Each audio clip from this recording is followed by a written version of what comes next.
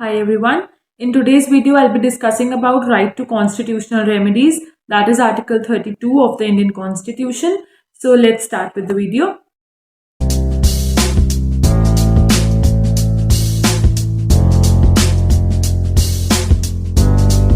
First, we'll deal with the concept and the purpose of Article 32. So Article 32 of the Indian Constitution, it gives the right to individuals to move to the Supreme Court to seek justice when they feel that their right has been unduly deprived.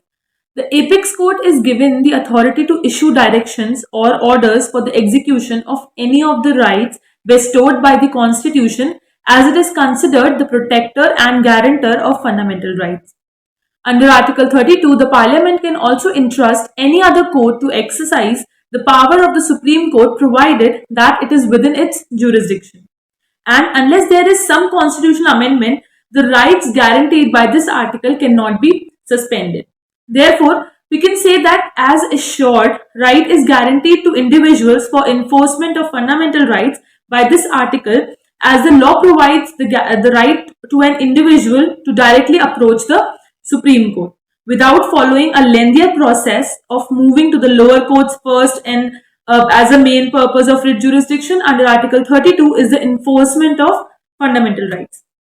Dr. Ambedkar stated that if it was asked to name any particular article in this constitution as the most important, an article without which this constitution would be a nullity, I could not refer to any other article except this one, that is Article 32. It is the very soul of the constitution and the very heart of it, and I am glad that the House has realized its importance. So Dr. Ambedkar said this. Now let's discuss about the nature of the writ jurisdiction. So the nature of the writ jurisdiction provided under this article is discretionary. There are 5 important factors for guiding this discretion. Number 1, that is locus standi, which means right to bring in action or to be heard before the court. Second one is alternative relief, which means remedies sought in a lawsuit in various or alternative forms. Number 3 is res judicata, as we know, that a case that has been already decided. And number 4 is a question of the fact, which means an issue that involves resolution of a factual dispute or controversy. Number 5 is laches, which means a defense to an equitable action that bars recovery by the plaintiff because of the plaintiff's undue delay in seeking relief. Now we'll study about the types of various types of writs. So there are 5 types of writs as provided under Article 32 of the Constitution. Number 1 of which is habeas corpus. So it is one of the important writs for a personal liberty, which says that you have the body. The main purpose of this writ is to seek relief from the unlawful detention of an individual. It is for the protection of the individual from being harmed by the administrative system, and it is for safeguarding the freedom of the individual against arbitrary state action, which violates fundamental rights under Article 19, 21 and 22 respectively of the Indian Constitution. This writ provides immediate relief in cases of unlawful detention. So, writ of habeas corpus is issued if an individual is kept in jail or under a private care without any authority of law. A criminal who is convicted has the right to seek the assistance of the court by filing an application for writ of habeas corpus if he believes that he has been wrongfully imprisoned and the conditions in which he has been held falls below minimum legal standards of human treatment. The court issues an order against prison warden who is holding an individual in custody in order to deliver that prisoner to the court so that the judge can decide whether or not the prisoner is lawfully imprisoned, and if not, then whether he should be released from custody. So there are some very important judgments relating to this writ of habeas corpus. The first habeas corpus case in India was that in Kerala, where it was filed by the victim's father, as the victim P. Ranjan, who was a college student, was arrested by the Kerala police, and being unable to bear the torture, he died in police custody. So his father, Mr. T.V. H.R. Warrior, filed a writ of habeas corpus, and it was proved that he died in police custody. Then in the case of ADM Jabalpur versus Shivkant Shukla, which is also known as the habeas corpus case, it was held that the writ of habeas corpus cannot be suspended even during the emergency, as stated under Article 359 of the Indian Constitution. So while deciding whether habeas corpus writs are civil or criminal in nature, it was held in Narayan versus Ishwarlal that the court would rely on the way of the procedures in which the local has been executed. This writ has been executed to non-state authorities as well as which is evident from two cases. One from the Queen's Bench case of 1898 of ex parte Daisy Hopkins, in which the proctor of Cambridge University detained and arrested Hopkins without his jurisdiction and Hopkins was released. And in the case of Somerset versus Stewart, wherein an American slave whose master had moved to London was freed by the action of this writ, that is the writ of habeas corpus. Now, on next we have the writ of quo warranto. So, we'll understand what does the writ of quo warranto means. So, this writ implies thereby by what means. This writ is invoked in cases of public offices and it is issued to restrain persons from acting in public office to which he is not entitled to. Although the term office here is different from seat in legislature, but still a writ of quo warranto can lie with respect to the post of chief minister holding a office, whereas a writ of quo warranto cannot be issued against a chief minister if the petitioner fails to show that the minister is not properly appointed or that he is not qualified by law to hold the office. It cannot be issued against an administrator who is appointed by the government to manage municipal corporation after its dissolution. Appointment of public offices can be challenged by any person irrespective of the fact whether his fundamental or any legal right has been infringed or not. A court issues the writ of quo warranto in the following cases. Number one is when the public offices is in question and it is of a substantive nature and the petition against a private corporation cannot be filed. Number two is the office is created by the state or by the constitution. And number three is the claim should be asserted on the office by the public servant, that is the respondent. Now we have few important case laws related to this writ of quo warranto. So in the case of Ashok Pandey versus Mayawati, the writ of quo warranto was refused against Miss Mayawati, who was the then chief minister, and other ministers of her cabinet, even though they were Rajya Sabha members. Then in the case of G.D. Karkare versus T.L. Shevde, the High Court of Nagpur observed that in proceedings for a writ of quo warranto, the applicant does not seek to enforce any right of his or as such, nor does he complain of any non-performance of duty towards him. What is in question is the right of the non-applicant to hold the office, and an order that is passed is an order ousting him from that office. So the writ of quo warranto was denied by the court in the case of Jamalpur Arya Samaj versus Dr. D. Ram, and the writ was denied on the ground that the writ of quo warranto cannot lie against any office of a private nature. And also it is necessary that office must be of substantive character, whereas in the case of R.V. Spear, the word substantive was interpreted to mean an office independent to the title. This was the meaning that was put out of the word substantive. Now also in H.S. Verma versus T.N. Singh, the writ was refused as the appointment of a non-member of the state legislature as chief minister was found valid in the view of Article 164 subclause 4, which allows such appointment of 6 months. Now third writ we have is writ of mandamus. So the writ of mandamus means we command in latent term. So this writ is issued for the correct performance of mandatory and purely ministerial duties, and it is issued by a superior court to a lower court or government office. However, this writ cannot be issued against the president and the governor. Its main purpose is to ensure that the powers or duties are not misused by the administration or the executive and are fulfilled duly. Also, it safeguards the public from the misuse of authority by the administrative bodies. The mandamus is neither a writ of course nor a writ of right, but that it will be granted if the duty is in nature of public duty and it specially affects the right of an individual, provided that there is no more appropriate remedies. So the person applying for mandamus must be sure that he has the legal right to compel the opponent to do or to refrain from doing something. Now, there are certain conditions at the time of which this writ of mandamus will be issued. So number one is the condition that there must rest a legal right of the applicant for the performance of legal duty. Number two is the nature of the duty must be public.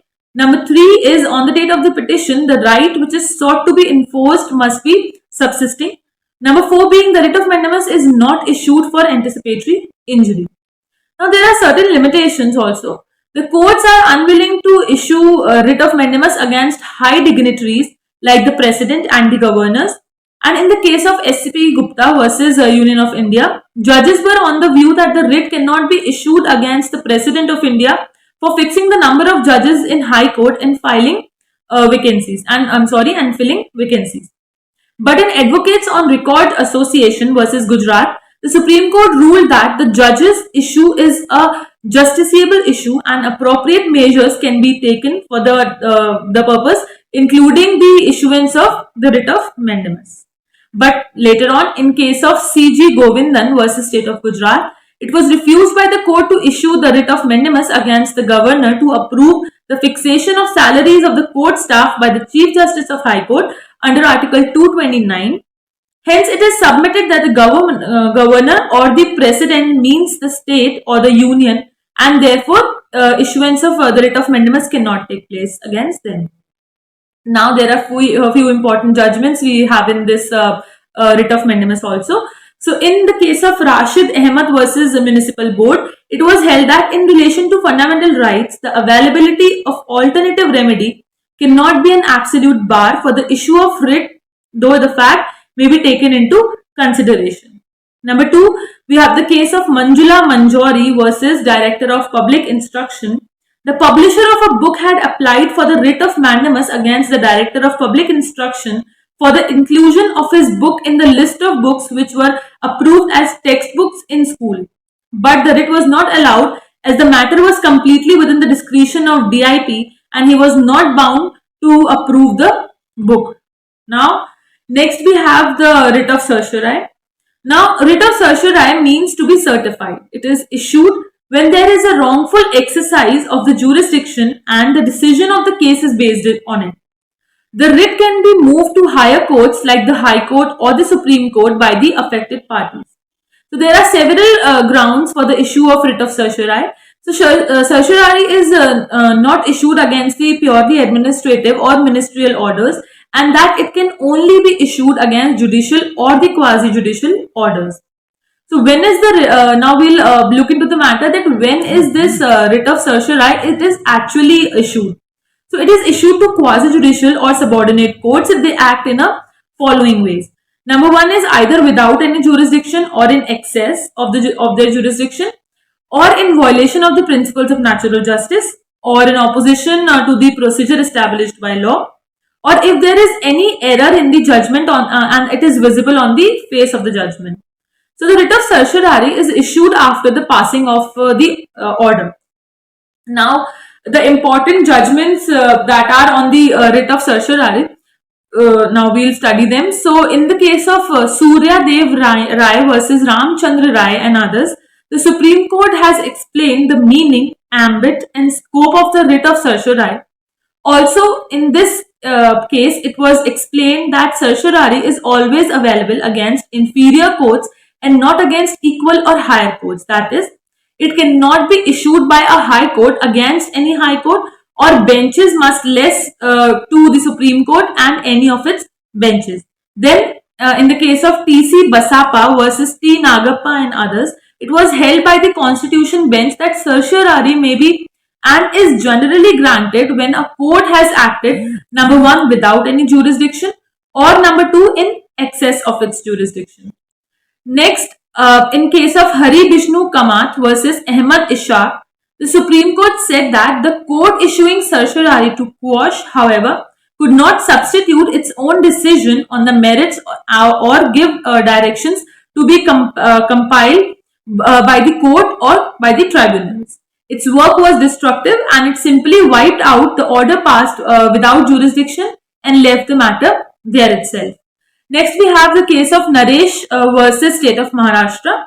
So, it was said by the High Court's judicial order are open to being corrected by the writ of certiorari, and that writ is not available against the High Court. Now, at last we have this writ of prohibition. So, it is a writ directing the lower court to stop doing something which the law prohibits it from doing.